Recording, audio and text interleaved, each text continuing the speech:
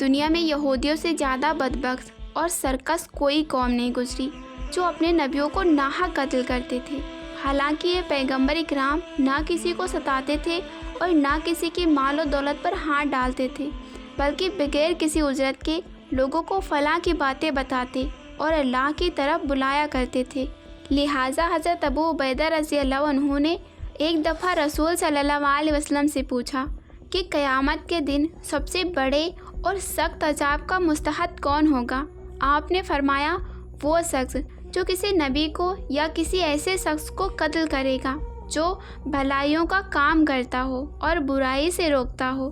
ایک حدیث کے مطابق روایت ہے کہ یہودیوں نے ایک دن میں 45 نبیوں اور 170 صالحین کو قتل کر دیا تھا، لہٰذا یہ قوم قیامت تک کے لیے لعنتی قرار پائی اور بروز قیامت بھی لعنتی ہوگی۔ آج ہم اس ویڈیو میں انہی مظلوم انبیاء کرام میں ایک برگزیدہ نبی حضرت یحییٰ علیہ السلام کی شہادت کے واقعے کو جانیں گے۔ حضرت یحییٰ علیہ السلام حضرت زکریا علیہ السلام کے فرزند تھے۔ حضرت زکریا بھی اللہ کے پیغمبر تھے۔ اولاد نہ ہونے کی وجہ سے حضرت زکریا اور آپ کی اولیاء بہت غمگین رہا کرتے تھے۔ حضرت زکریا کو اکثر یہ خیال آتا تھا کہ میری کوئی اولاد نہیں اور میرے مرنے کے بعد میرے عزیز اور میرے بھائی ہرگز اس قابل نہیں کہ وہ بنی اسرائیل کو ہدایت اور اصلاح کے سلسلے کو آگے بڑھا سکے۔ اگر اللہ رب العزت مجھے ایک بیٹے سے نواز دے تو میرے بعد بھی بنی اسرائیل میں دین حق کی تبلیغ کا کام جاری رہے گا۔ لہٰذا اپنے اللہ کے دربار میں بہت التجائیں اور دعائیں کی۔ اللہ نے آپ کو بڑھاپے میں اولاد عطا کرنے کا فیصلہ کیا۔ اللہ نے ایک فرشتے کے ذریعے حضرت زکریا علیہ السلام کو یہ خوشخبری دی کہ ہم تمہیں ایک بیٹا دیں گے جس کا نام یحییٰ رکھنا۔ اس سے پہلے اس نام کا کوئی نہیں ہوا اور یہ اللہ کے نزدیک بہت مقبول ہوگا۔ وہ اس قوم کی خراب حالت کی اصلاح کریں گے۔ حضرت یحییٰ علیہ السلام کی والدہ عیشا اور مریم علیہ السلام کی والدہ حنا آپس میں سگی بہنیں تھیں۔ یوں حضرت عیسیٰ علیہ السلام اور یحییٰ علیہ السلام آپس میں خالہ جات تھے۔ حضرت یحییٰ علیہ السلام بچپن میں ہی نبوت کے مقام پر فیض ہو گئے تھے۔ حضرت یحییٰ علیہ السلام موسیٰ علیہ السلام کی شریعت کو زندہ کرنے والے جلیل القدر نبی تھے۔ اس زمانے میں اللہ نے اپنے پیغمبر حضرت عیسیٰ علیہ السلام کو محبوب فرمایا، لہٰذا آپ ان پر ایمان لے آئے۔ حضرت یحییٰ علیہ السلام عیسیٰ علیہ السلام سے 6 ماہ بڑے تھے اور آپ حضرت عیسیٰ کی نبوت کو تسلیم اور تصدیق کرنے والے سب سے پہلے شخص تھے۔ روایتوں کے مطابق حضرت یحییٰ علیہ السلام گریہ اور گزاری کیا کرتے تھے، یہاں تک کہ آنسوؤں کی وجہ سے آپ کے رخسار پر نشان پڑ گئے تھے۔ حضرت یحییٰ علیہ السلام نہایت ہی حلیم، رقیب القلب، پاک باز اور عابد، متقی، شرم و حیا کے پیکر اور سادہ زندگی بسر کرنے والے شخص تھے۔ قضا بقدر ضرورت کھاتے اور لباس اتنا ہی پہنتے جسے صرف 70 پوشی ہو سکے۔ آپ کو جنگلوں اور بیابانوں سے محبت تھی۔ ان کی زندگی کا زیادہ تر حصہ وہی گزرا جہاں آپ درخت کے پتے اور شہد بطور استعمال فرماتے اور پیاس لگتی تو نہر سے پانی پی لیتے۔ نہ کوئی گھر تھا اور نہ ہی کوئی زمین جائیداد، جہاں رات ہوتی وہیں بسیرا کر لیتے۔ حضرت ابن عباس سے روایت ہے کہ رسول صلی اللہ علیہ وسلم نے فرمایا کہ اولاد آدم میں سے ایسا کوئی نہیں جسے گناہ سردرد نہ ہوا ہو سوائے حضرت یحییٰ علیہ السلام کے۔ اللہ نے حضرت یحییٰ کو 5 باتوں کا حکم فرمایا تھا کہ ان پر عمل کرو اور بنی اسرائیل کو بھی عمل کرنے کا حکم دو۔ لہٰذا انہوں نے بنی اسرائیل کو بیت المقدس میں جمع کیا اور فرمایا، اللہ نے مجھے 5 باتوں کا حکم دیا ہے۔ اللہ کے سوا کسی کی عبادت نہ کرو، نہ ہی اللہ کے ساتھ کسی کو شریک کرو۔ میں تمہیں نماز کا حکم دیتا ہوں جو خشوع و خضوع کے ساتھ ادا کرو۔ میں تمہیں روزے رکھنے کا حکم دیتا ہوں، بے شک روزے دار کے منہ کی بو اللہ کے نزدیک مد سے بھی زیادہ معطر اور پسندیدہ ہے۔ میں تمہیں صدقہ دینے کا حکم دیتا ہوں اور کثرت سے اللہ کا ذکر کرتے رہا کرو۔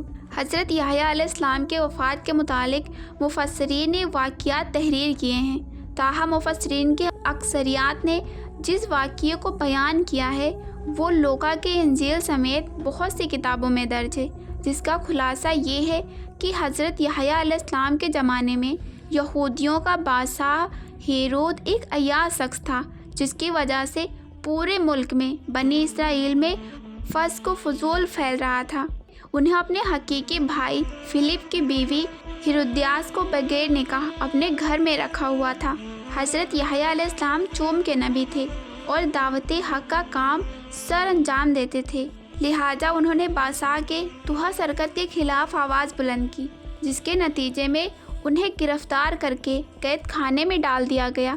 بادشاہ نے یحییٰ علیہ السلام کو قید تو کر لیا، لیکن وہ ان سے ڈرتا بھی تھا۔ وہ یہ بات جانتا تھا کہ آپ اللہ کے سچے نبی اور ایک اچھے انسان ہیں، نیز بنی اسرائیل بھی آپ کی بہت عزت و احترام کرتا تھا۔ لیکن بادشاہ کی داستان ہیرودیاس حضرت یحییٰ علیہ السلام کی تعلیمات کو اپنے اور اپنی جیسی دوسری بدکار عورتوں کے لیے بہت بڑا خطرہ سمجھتی تھی، لہٰذا وہ اپنی جان کی دشمن ہو گئی۔ اسی دوران بادشاہ کے سالگرہ کے موقع پر محل میں رقص و موسیقی کی محفل جمی، جس میں ہیرودیاس کی جوان اور خوبصورت بیٹی نے اپنے شہر آمد رقص دکھا کر بادشاہ کو اپنے جال میں پھنسا لیا۔ بادشاہ خوش ہو کر اس سے کہا، مانگو کیا مانگتی ہو؟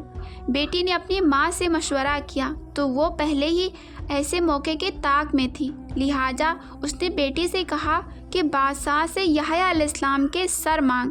بیٹی نے بادشاہ کے سامنے ادب سے جھک کر عرض کیا، اے بادشاہ سلامت، مجھے یحییٰ علیہ السلام کا سر تھال میں رکھ کر منگوا دیجیے۔ بادشاہ یہ سن کر پریشان ہو گیا، مگر اپنی محبوب کی بیٹی کی فرمائش کیسے رد کرتا، لہٰذا اس نے سپاہیوں کو قید خانے بھیجا اور حضرت یحییٰ علیہ السلام کا سر کاٹ کر آپ کو شہید کر دیا۔ آپ علیہ السلام کا سر مبارک کو ایک تھال میں سجا کر اپنی محبوبہ کی رقاص بیٹی کو سامنے پیش کیا۔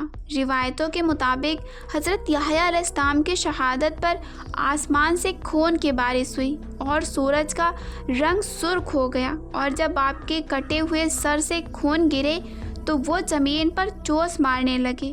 لوگوں نے اس خون کو بہت دبایا اور صاف کیا، لیکن وہ خون کے قطرے اسی طرح جوش مارتے رہے، یہاں تک کہ اللہ نے بنی اسرائیل پر ایک سخت عذاب کا فیصلہ کر دیا۔ اس وقت روم کا سیزر ایلبیولیس تھا، وہ ہیرود سے ناراض ہو گیا اور اس نے اپنے بھتیجے اینٹیپا کو اس کی سلطنت پر حملہ کرنے کے لیے بھیجا۔